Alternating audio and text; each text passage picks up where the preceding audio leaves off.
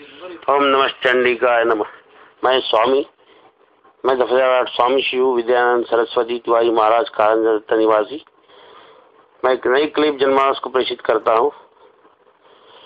Psychiatrist, इसके अंदर दो फैकल्टी होती है, एक क्लिनिकली और एक काउंसलिंग की। तो क्लिनिकली के अंदर मैंने कई पेशेंट ऐसे देखे हैं कि जो कभी ठीक नहीं होते।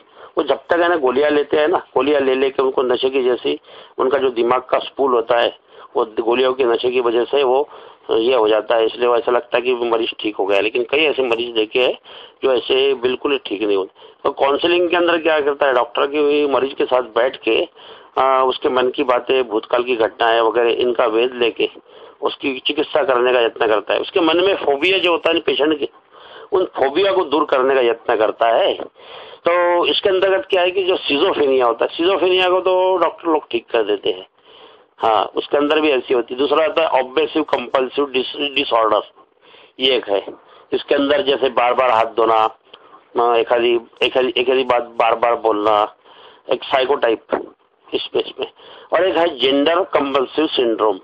जेंडर कंपल्सिव सिंड्रोम के अंदर इंसान का जो एक्स है जो वाई में और वाई का एक्स में कन्वर्ट हो सकता है या हो जाता है, इस प्रकार की स्थिति है। एक दूसरा एक सिंड्रोम है, वो है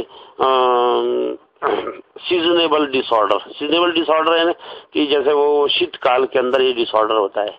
इसके अंदर शीतकाल जो होता है ना, सर्दी का समय, उस समय शरीर के अंदर कुछ अलग अलग प्रकार की घटनाओं का उद्दीपन होता है।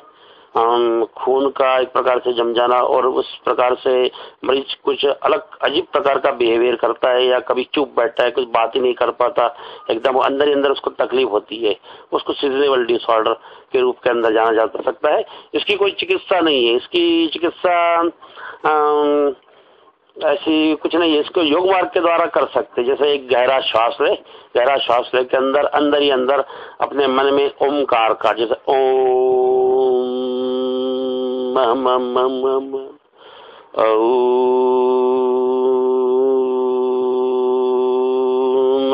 इसके द्वारा क्या होता है, हमारे शरीर में गर्मी होती है। वो गर्मी से तापमान बढ़ता है, तापमान बढ़ने से खून के प्रवाह के अंदर एक बदलाव आता है। यह एक विधि है, इसको उष्मा प्राणायाम बोलते हैं। उष्मा प्राणायाम के द्वारा ये कर सकते मरीज। एक और है, एक अलग सिंड्रोम है, उस सिंड्रोम का नाम है मुनचाउजो कंपल्सिव सिंड्रोम। मुनचाउजो कंपल्सिव सिंड्रोम, देखिए ये सिंड्रोम कैसे होता है। ये क्या होता है, जैसे कोई व्यक्ति है, उसको क्या लगता है कि उसके अंदर मन में कहीं कुंठा होती, कहीं मन के अंदर ऐसे नर्वसनेस होता है, कहीं मन में गिल्टी फील होता है उसको कहीं पे कि भाई हमको कोई पूछना है, कोई देख नहीं रहा है करके। तो वो लोगों का ध्यान आकर्षित करने के लिए वह अपना ऊपर एक आवरण ओढ़ लेता है, वो अपने ऊपर कि भाई मैं बीमार हूं करके। और उसके अंदर वो अजीब अजीब हरकतें करता है। वो क्या करता है, अपनी आंखों से जैसे कोई पिन निकालता है या कोई से सुइया निकालता है। आपने सुना होगा ना, पेपर में, अखबार में पढ़ा होगा, कभी टीवी पे भी देखा होगा। इस सिंड्रोम को मुनचाउजो कंपल्सिव सिंड्रोम कहते हैं इसको।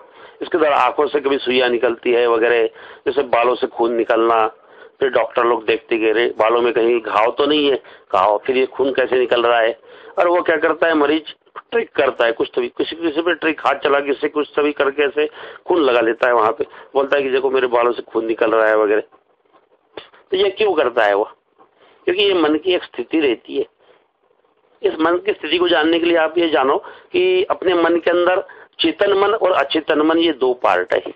जैसे फिजिकल बॉडी के अंतर्गत चेतन मन है, और अपने अंदर एक प्रिमिट बॉडी के रूप के अंदर, प्रिमिट बॉडी यानी जो वाटर तत्व से तैयार होती है, उस तत्व की जो बॉडी है उसके अंदर अचेतन मन होता है।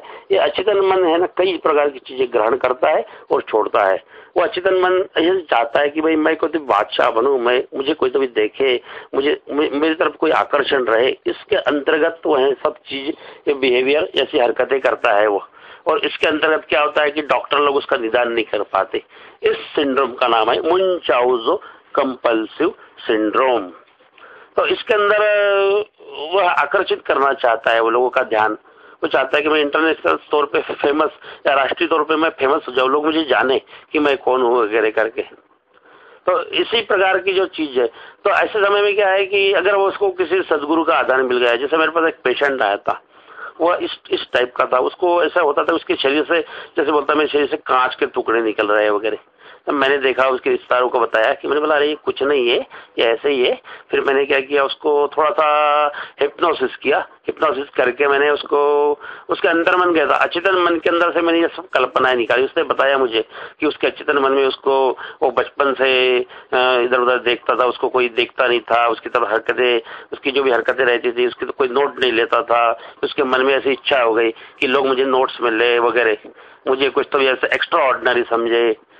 तो इस भावना के अंतर्गत, और फिर ये क्यों होता है कि कुछ जेनेटिक होता है, कुछ हेरिडिटी के हिसाब से होता है, और कुछ है ना उसके गुण सूत्रों के अंदर, उसके डीएनए के अंदर कुछ तो भी ऐसा कुछ तो क्षेम होता है जिसके अंतर्गत उसके कर्म की कुछ फ्रिक्वेंसियां होती है। हमारा वेद इसको बोलता है हिरण्य गर्भा समर्थाग्रे भूतस्य जाता पतिरेगा सित आधार दयामुते मांग कस्म देवाय हविखा विदेम।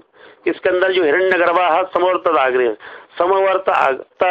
समवर्तदाग्रे ने कि वो मन की वो स्थिति, वो चेतन मन कि जो उद्दीपन नहीं कर पाता, वो अचेतन मन जो किसी चीज को नोट नहीं कर पाता, वो अचेतन मन जो किसी चीज को ग्रहण नहीं कर पाता, वो अचेतन मन जो किसी चीज को पूरी तरह से पहचान नहीं पाता, वह अचेतन मन जो किसी चीज की पूरी तरह से व्याख्या या परिभाषा नहीं कर पाता, वह अचेतन मन इस प्रकार की चीजें करता है। तो मैं जनमानस का आह्वान करता हूँ कि आप लोग स्पिरिचुअल पावर के अंतर्गत किसी ऐसी स्पिरिचुअल व्यक्ति के साथ में जुड़े रहे कि जिसके अंतर्गत आपको सही प्रकार का योग और सही प्रकार के योग के द्वारा कुछ ऐसी चीजें प्राप्त हो जाए कि जिससे